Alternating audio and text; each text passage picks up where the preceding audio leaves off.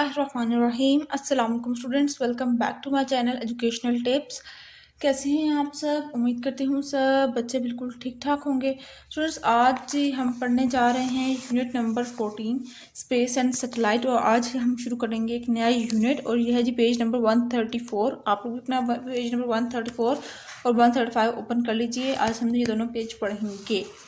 सबसे पहले बात करते हैं स्पेस की। Space is the name we give to the area beyond the earth atmosphere and between the planets. Space एक ऐसी जगह है, एक स्पेस इज द नेम, एक वो ऐसा नेम है we give to the area, हम उस जगह को स्पेस कहते हैं बियॉन्ड द अर्थ एटमॉस्फेयर, जो कि अर्थ के एटमॉस्फेयर से दूर हो, and between the planets and the other celestial bodies, यानी कि वो प्लैनेट्स के दरमियान और मुख्तलिफ तरह की बाकी जो सिलेस्टियल बॉडीज आ जाती हैं हमारे पास, वो उसको हम लोग स्पेस कहते हैं, यानी कि खला। सो सिंपल बात है, हमारे पास खला, ठीक है, यानी कि जहाँ पे प्लैनेट्स होते हैं। You learn about the layer of atmosphere in unit number 12। आपने एटमॉस्फेयर की लेयर्स के बारे में पढ़ा था यूनिट नंबर 12 में। Scientist says that space begins in the thermosphere. Scientist का कहना यह है कि जो स्पेस है वो शुरू होता है थर्मोस्फेयर से, ठीक है, वहाँ से स्पेस शुरू हो जाता है above around 100 kilometre above the earth, surface of the earth. 100 kilometre ऊपर जाओगे ना अर्थ की सरफेस से, तो वहाँ से आपके पास खला शुरू हो जाता है, स्पेस शुरू हो जाता है। बात करते हैं जी सोलर सिस्टम पर। Solar system, the sun and the 8 planet revolving around it form a solar system. Sun और 8 प्लैनेट ये रिवॉल्व कर रहे हैं सोलर सिस्टम के इर्द गिर्द। It form the solar system, और वो सोलर सिस्टम बनाते हैं। जब वो रिवॉल्व करते हैं तो वो सोलर क्या बना रहे हैं हमारे पास, वो हमारे पास सोलर सिस्टम बनाते हैं। The sun is the centre of our solar system. Sun जो है वो सोलर सिस्टम के सेंटर में है, and it is necessary for life on earth. और ये जो सन है, ये अर्थ पे जितनी भी जानदार मखलूक रह रही हैं, ये उसके लिए नेसेसरी है, अहम है, ज़रूरी है।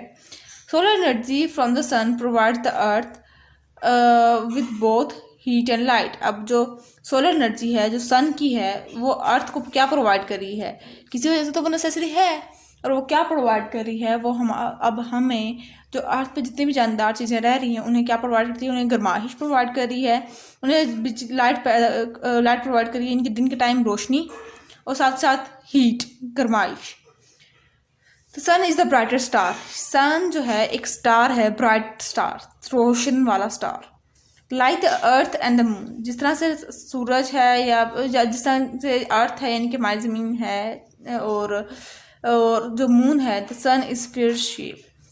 जो सन है वो भी स्फीयर शेप में है। इट्स अ ह्यूज बॉल, एक बहुत बड़ी बॉल है ऑफ वाइट हॉट गैसेस, जिसके अंदर एक गोल बॉल जिसके अंदर बहुत सारी गैसेस, गर्म गैसेस मौजूद हों, मेनली हाइड्रोजन एंड हीलियम। अब सन के अंदर बहुत ज़्यादा जो मिकदार में हॉट गैसेस तो हैं, लेकिन ज़्यादा मिकदार में हाइड्रोजन है या हीलियम है। The sun is the small star.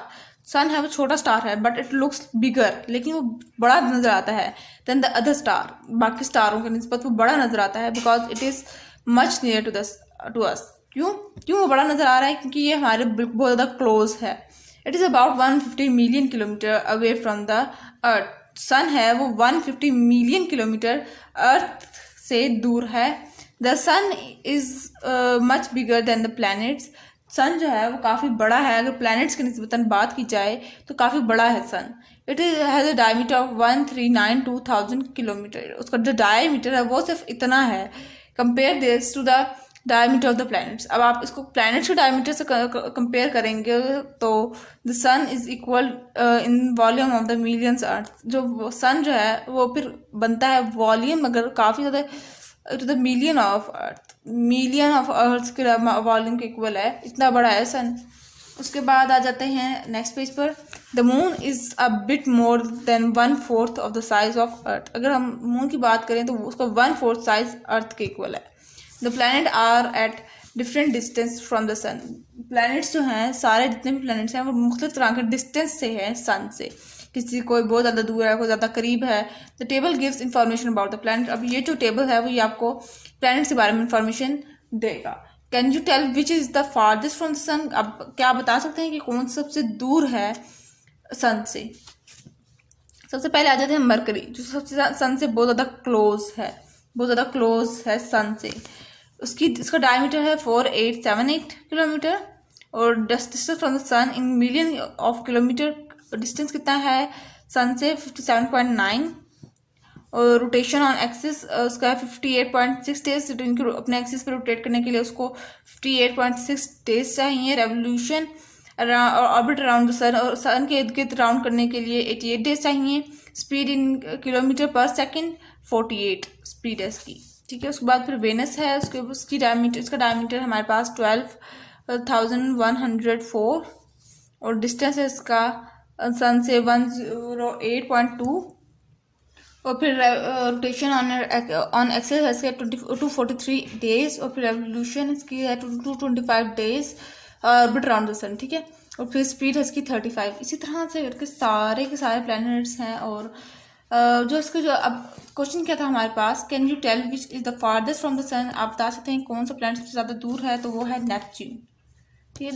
And पे है जी, क्योंकि इसका जो आखिर में जो प्लैनेट होता है वो सबसे दूर होता है, तो इस वजह से ये दूर है सबसे ज़्यादा सन से। अब note some of the features in the table are approximate.